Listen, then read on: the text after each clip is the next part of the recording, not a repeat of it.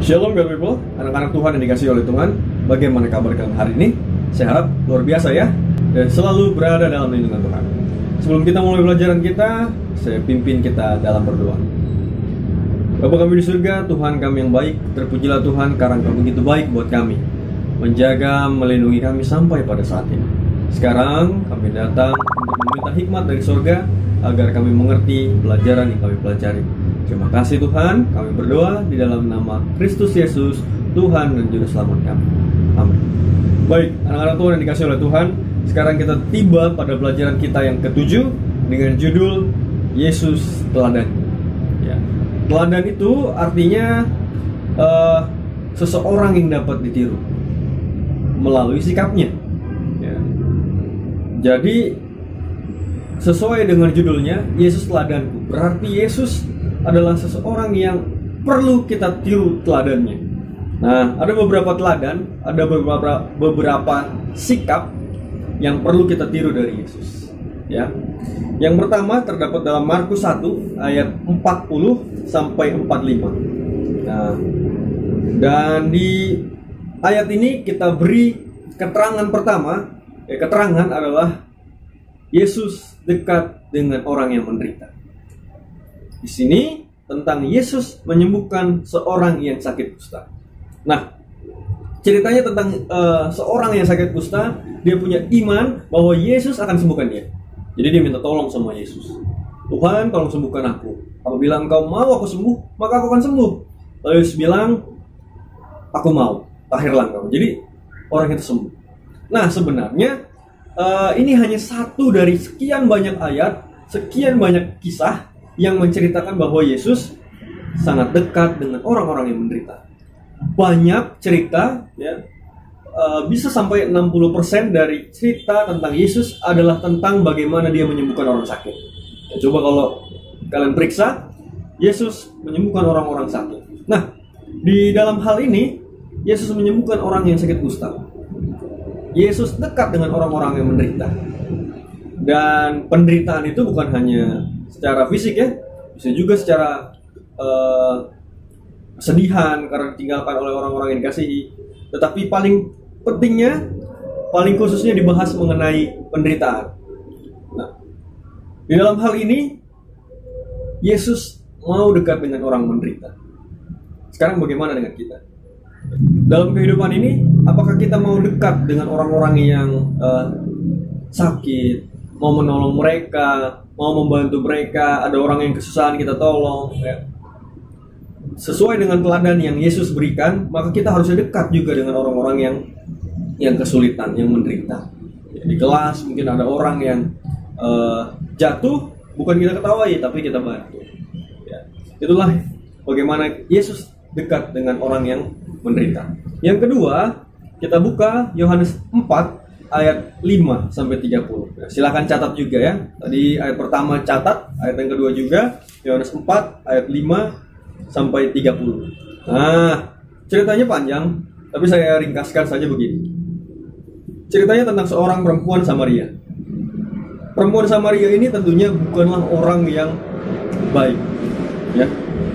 Dari sukunya saja, dia adalah seorang Samaria. Orang Samaria bagi orang Yahudi adalah orang yang najis. Tapi bukan hanya itu saja, tetapi perempuan ini adalah perempuan sundal juga. Nah, dalam cerita ini diceritakan bahwa Yesus sedang haus dan dia meminta air dari perempuan ini. Perempuan ini heran, bagaimana mungkin ada orang yang baik mau minta dari dia. Dia sengaja datang siang-siang supaya tidak ada yang ketemu dia malah ketemu sama Yesus.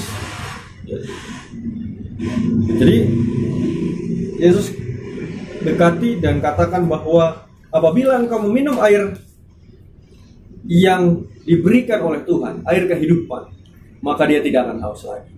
Yesus mau dekat dengan perempuan yang dilecehkan. Ya, Yesus dekat dengan orang yang dilecehkan. Nah, di dalam kehidupan ini tentunya kita sangat banyak bertemu dengan orang-orang yang dilecehkan, ya. Dan mungkin seperti dibully ya, orang-orang di sekitar kita membuli dia, orang di kelas mengejek dia, Mungkin karena dia salah, atau mungkin karena kekurangan yang dia miliki. Tetapi Yesus adalah orang yang dekat dengan orang yang dilecehkan. Dan kita harusnya sebagai manusia yang mengikut Yesus, maka kita juga harus mengikuti teladan. Kita juga harus dekat dengan orang yang dilecehkan, bukan ikut membuli juga. Ya. Sekarang ini banyak sekali orang-orang yang stres karena dia merasa bahwa dia bersalah dan punya banyak kekurangan, sehingga tidak jarang yang akhirnya bunuh diri karena dia stres. Dan perempuan ini diceritakan bahwa dia sampai tidak berani ketemu sama orang karena dia malu. Dia adalah seorang perempuan Sunda.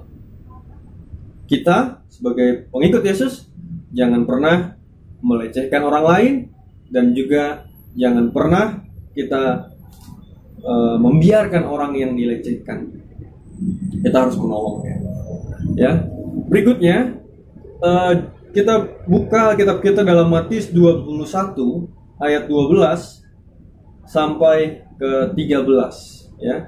Matius 21 ayat 12 sampai 13. Catat, dan judulnya adalah Yesus membenci ketidakadilan. Nah, saya akan baca ya, karena hanya ada 2 ayat. Lalu Yesus masuk ke bait Allah dan mengusir semua orang yang berjual beli di halaman bait Allah. Ia membalikkan meja penukar uang dan bangku-bangku dagang merpati, dan berkata kepada mereka, ada tertulis, rumahku akan disebut rumah doa, tetapi kamu menjadikannya sarang penyamun. Anak-anak Tuhan yang dikasihi oleh Tuhan, di sini Yesus sedang berada dalam bait suci. Dan saat itu dia marah karena dia melihat bagaimana orang-orang berjual beli di depan bait Allah dengan seenaknya. Nah, masalah besar yang dimunculkan terdapat dengan kata penyamun. Jadi penyamun itu adalah perampok. Artinya orang yang memaksa untuk mendapatkan uang, ya kan? Dan cerita ini, ya, kenapa Yesus katakan penyamun? Begini cerita. Jadi saat itu, apabila seseorang mau mempersembahkan korban bakaran, maka mereka harus datang ke bait Allah. Jadi mereka harus datang membawa korban. Tapi Israel itu kan luas, ya.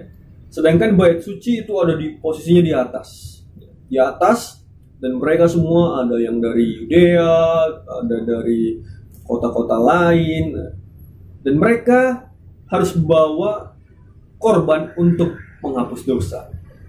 Nah, kalau rumah mereka jauh sekali, ya, maka mereka harus bawa itu kan kambingnya.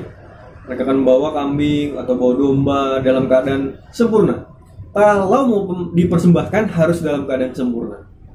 Nah, kalau mereka bawa domba dari rumah mereka masing-masing, maka ada kemungkinan bahwa domba itu akan terluka di jalan, akan lecet, sehingga ketika dibawa ke bait suci untuk dikorbankan, imam langsung bilang ini tidak layak untuk dipakai.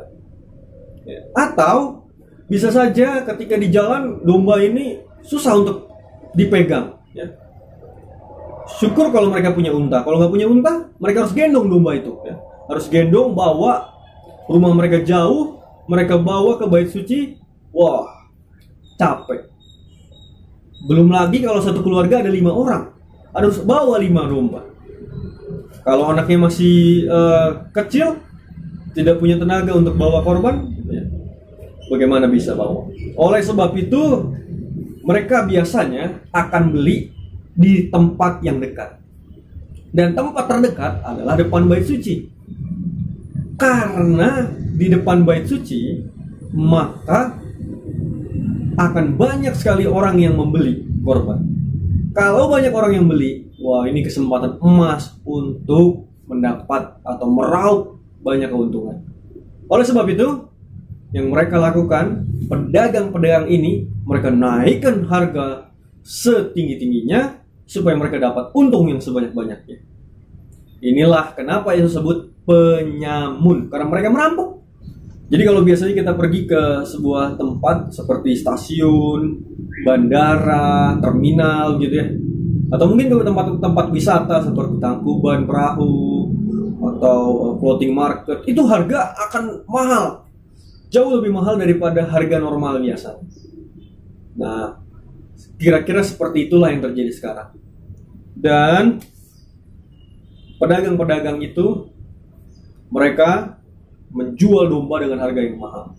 Mereka merampok orang, karena mereka mau tidak mau harus membeli domba itu supaya mereka bisa mempersembahkan korban.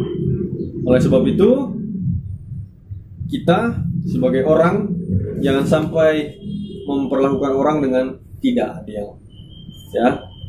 Ya mungkin yang bisa kita praktekkan sekarang nih, kalau orang tua kita tanya ada buku paket nggak yang harus dibeli, kalau kamu bilang ada buku paket harus dibeli, harganya 50.000, padahal harganya cuma 20.000. Nah, itulah sama saja dengan bertindak tidak adil, ya. Atau hal-hal lainnya yang membuat orang lain menjadi kesulitan, ya. Nah, itu dia. Oke, berikutnya adalah Yesus membenci kemunafikan. Kita lihat Matius 7 ayat 3-5. Ya, silakan catat Matius 7 ayat 3-5. Mengapakah engkau melihat selumbar di mata saudaramu, sedangkan balok di dalam matamu tidak engkau ketahui? Bagaimanakah engkau dapat berkata kepada saudaramu, biarlah aku mengeluarkan selumbar itu dari matamu, padahal ada balok di dalam matamu? Hai orang munafik, keluarkanlah dahulu balok dari matamu, maka engkau akan melihat dengan jelas untuk mengeluarkan selumbar itu dari mata saudaramu. Jadi ada perbandingan yang Yesus tuliskan, yang Yesus katakan. Ya, Yesus katakan mengenai selumbar. Selumbar itu kan berarti hanya kain, ya, tipis gitu, ya, kecil. Tetapi balok itu besar.